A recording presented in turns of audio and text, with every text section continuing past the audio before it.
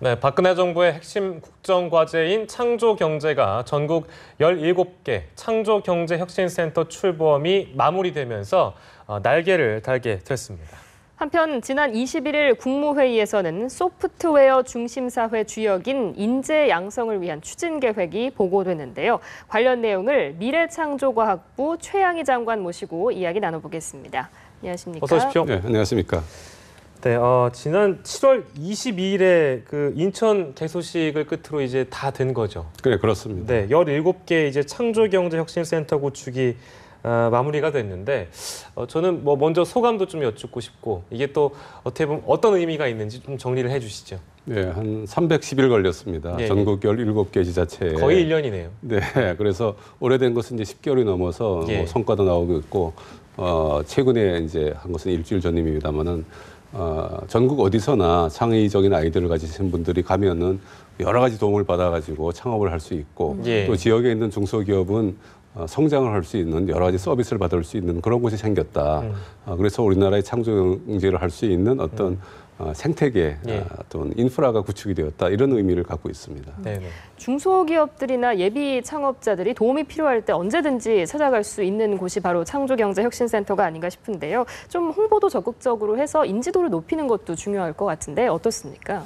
네, 결국 창조경제혁신센터가 우리 지역에 있다라는 것을 알아야 그 예. 지역, 거기에 찾아가서 서비스를 받고 성장을 하실 텐데 이것을 알기 위해서는 홍보가 매우 중요합니다. 그래서 예. 홍보 수단으로는 제일 좋은 홍보는 거기에서 성공한 기업이 있어서 야, 예. 저기를 가면 되더라 하는 것을 알려지는 것이 중요한데 네. 이렇게 커뮤니티를 만들어서 성공 사례를 전파하는 것이 중요하고 또 행사를 해서 페스티벌 연다거나 박람회를 열어서 많은 분들이 인지를 높이는 그런 방법이 있습니다. 또한 저희들은 홍보관을 사람들이 많이 오시는 곳, 인천공항이라든가 KTX 역사라든가 또는 지자체 민원실 앞 이런 데다가 홍보 정보를 진열을 해서 창조경제혁신센터가 어디에 있고 무슨 일을 하고 네. 어떤 도움을 받을 수 있는지를 알려드리고 있습니다. 앞서 말씀하셨지만 중소기업이나 벤처기업들이 이제 성장할 수 있는 어떤 환경이나 인프라를 구축할 수 있는데 이 창조경제혁신센터가 도움을 줄 것이다 이런 말씀을 하셨는데요. 어떤 방안을 갖고 계신지도 좀 궁금합니다. 네, 창조경제혁신센터는 소위 원스톱 서비스를 해주는 곳입니다. 그래서 예. 금융, 법률, 특허, 마케팅, 글로벌 진출에 대해서 어려움이 예. 있으신 분들이 오면은 그것을 지원해드리고 물론 가장 중요한 것은 기술을 이제 성장을 시킬 수 있어야 됩니다. 그래서 그동안 정부나 지자체가 구축했던 많은 기술 데이터베이스를 공개를 하고 특허를 제공해드려 가지고 이 성장할 수 있게 만들어드리고 또는 거기에 이제 대기업이 하나씩 매칭이 되어 있습니다. 이제 글로벌 경험이 있고 마케팅 능력, 기업 경영 능력이 우수한 그 대기업의 역량을 전수를 해서 또는 대기업에 투자를 받아서 성장하는 그런 메커니즘을 저희가 추구하고 있습니다. 말씀을 들어보니까 이 창조경제혁신센터는 정부와 지자체뿐 아니라 대기업 또 연구기관의 어떤 협업 모델이라는 데 의미가 있을 것 같은데요. 앞으로 실질적인 협업이 이루어지기 위해서는 어떤 노력들이 필요할까요? 네, 이건 사실 어떻게 보면 굉장히 새로운 시도입니다. 우리나라가 지금까지 다 칸막이로 하고 나만 홀로 성장하고 남이랑 교류가 좀 적었던 소통이 좀 약했던 것이 한국의 기본적인 어떤 특색이라고 볼 수 있었는데 이 창조 경제는 매우 이제 다이나믹하게 협업을 위해서 소위 융합적인 걸로 발달을 해야 됩니다. 그래서 이 구축 모델 자체도 지자체라든가 정부라든가 기업 또는 외국의 펀딩하는 회사까지 모여가지고 서로 내용을 소통을 하면서 성장하는 것입니다. 그래서 이것을 위해서는 지역에는 창조경제협의회라는 것이 있어서 지역 사업을 다 연결하기도 하고요.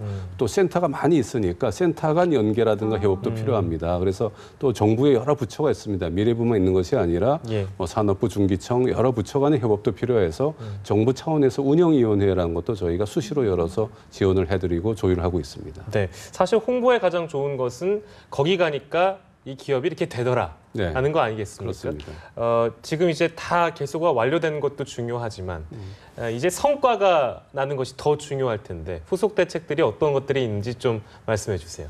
저희가 후속 대책이라고 하면은 기본적으로 17개 센터가 센터로서의 기능을 잘 해야 됩니다. 센터의 기능이 무엇인가 하면은 거기에 가면은 자기가 가진 초보적인 아이디어가 다른 기술을 더해져 가지고 이것이 제대로 성장하는 소위 기술이 흐르는 곳, 그다음에 돈을 받을 수 있는 곳, 인재를 유입하는 곳, 그다음에 이것이 성장해서 글로벌 진출을 하는 곳, 이런 것을 만들기 위해서 센터의 기능 모델을 정확하게 확립시키는 것이 저희 앞으로의 큰 과제라고 볼 수가 있겠습니다. 네네. 이제 뭐 창조경제센터 구축도 마무리가 됐고 창조경제 정책이 추진된 지도 3년을 맞았는데 그동안 어떤 성과가 있었는지도 궁금한데요. 창조경제는 이제 온라인에서는 창조경제 타운이라는 거를 만들어서 국민들이 거기를 방문해서 온라인으로 자기 아이디어를 내면은 멘토링을 받고 때에 따라서는 투자도 받고 창업도 할 수 있는 이것을 해서 아주 뭐 수백만 건의 이제 방문이 있었고 거기에서 많은 개수의 이제 멘토링을 있어서 실질적인 투자와 매출이 일어나기도 했습니다. 그러나 이것으로는 부족하고 실질적으로 땅에 발을 딛고 기업을 일으켜야지 좋은 기업을 만들어야 된다고 해서 지역에다 창조경제 혁신센터라는 메커니즘을 이제 오프라인으로 저희가 만들어서 이것을 하게 되었습니다. 그래서 이런 것들이 이제 정상적으로 돌아가면은 글로벌한 진출을 하게 되면은 우리나라 창조경제 모델이 세계적인 경제 발전의 모델로 인정이 되고 이것을 통해서 좋은 일자리, 좋은 기업이 많이 나오게 될 것이다. 그래서 그런 사례가 이미 작은 창업의 케이스 또는 기업 성장의 케이스 또 기존 기업의 탈바꿈 이런 여러 사례가 있습니다. 예를 들어서 대전센터에서 태그웨이라는 회사는 카이스트 교수님들이 만든 회사인데 대전센터의 도움을 받아가지고 이제 기업이 그 성장을 하게 되었는데 유네스코에서 정한 세계를 막 놀라게 할 10대 기술에 지난번에 당당히 1등을 했습니다. 그래서 그 이후로 아주 많은 글로벌 투자 요청이 있었고 지금 투자를 받아서 기업이 획기적인 성장을 할 준비를 하고 있습니다. 저희가 앞으로 또 세계대회 나와가지고 1등을 또 했다니까요. 저희가 또 기대를 또 해봐야겠네요. 더 좋은 성과들을요. 다른 얘기인데요. 지난 21일 국무회의에서 나온 내용입니다. 소프트웨어 중심 사회를 위한 인재 양성 추진 계획. 이 대책이 갖고 있는 주요 내용들을 좀 설명을 해주십시오.